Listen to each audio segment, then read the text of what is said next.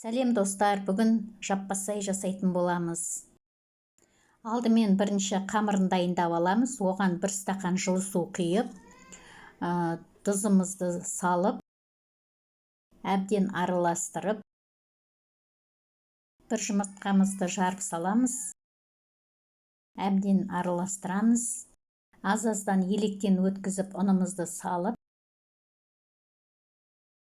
ұнымызды аз-аздан араластырып, қамыр илейтін боламыз.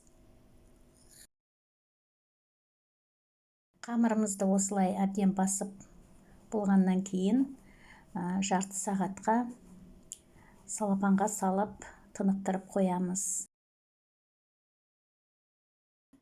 Жаппасайдың құрамдарына морков, картоп, ет, сосын жуа керек. Болгарский перец. Алдымен қазанымызға майымызды құйып қыздырып аламыз да, туралған етімізді салып қуырып аламыз. Осылай етімізді әбден қуырып аламыз. Сосын үстіне жуамызды саламыз, әбден қуырып. Сосын көбектеп туралған морковымызды саламыз. Бәрін араластырып, әбден қуырып аламыз. Сосын болгарский перецімізді салып, әбден араластырып қуырамыз. Сосын үстіне көбектеп туралған картофелімізді салып, тұзымызды саламыз. Қара бұрышымызды салып, әртүрлі дәмдеуіштер салуға да болады. Қайнаған суымызды құйып, бетіне келтіргенше құямыз суымызды. Тұзымыз аз болса, тұз саламыз дәміне қарай. Енді қамырымызды жұп-жұқа қылып илейміз. Қамырымыз жұқа болу керек. Әбден айналдырып, жұп-жұқа қылып илеп.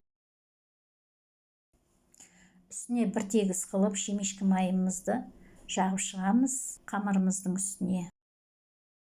Енді қайнап пісіп жатырған жаппасайымыздың үстіне біртіндеп майланған қамырымызды тегістеп жауып шығамыз.